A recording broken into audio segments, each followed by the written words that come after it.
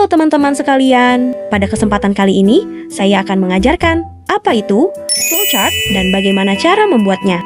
Sebelum itu, flowchart ialah representasi visual atau diagram yang menampilkan langkah-langkah, keputusan, dan urutan proses dari suatu sistem atau program. Di dalam flowchart terdapat beberapa simbol yang terdiri dari 5 bentuk dengan fungsi yang berbeda, yaitu 1. Oval terminator, 2. Jajar genjang input-output, 3. Belah ketupat, decision, 4. Persegi panjang proses, 5. Garis panah flow line, simbol oval, berfungsi sebagai titik awal dan titik akhir dari suatu proses atau sistem. Simbol ini sendiri memastikan diagram alur memiliki batasan yang jelas.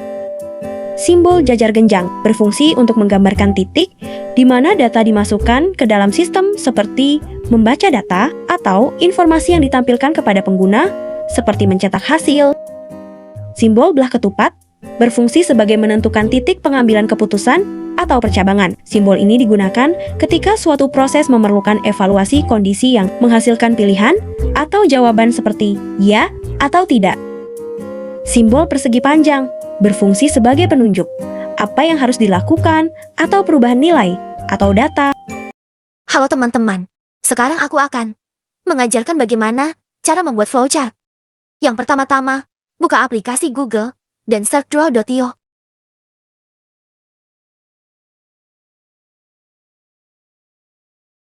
Saat sudah memasuki website ini, kita mulai dari simbol oval.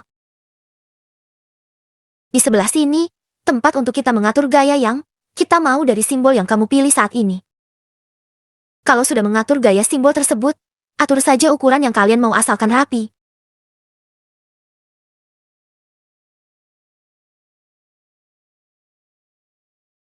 Kalau ingin mengisi teks di dalam simbol tersebut, ketuk 2 kali simbolnya.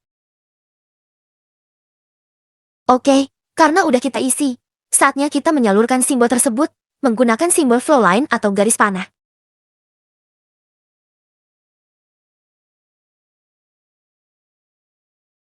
Beri simbol jajar genjang atau input.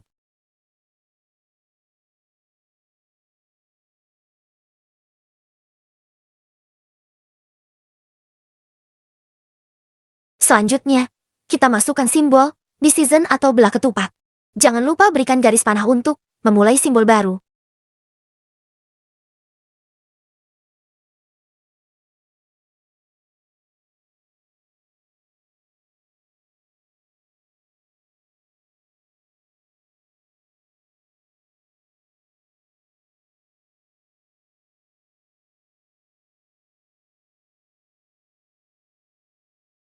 Disinilah bagian pemilihan.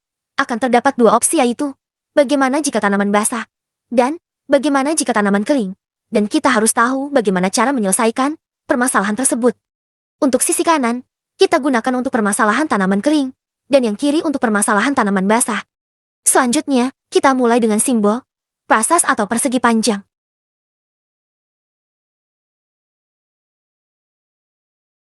Jika ingin menambah teks namun tidak di dalam simbol, klik saja bagian ini.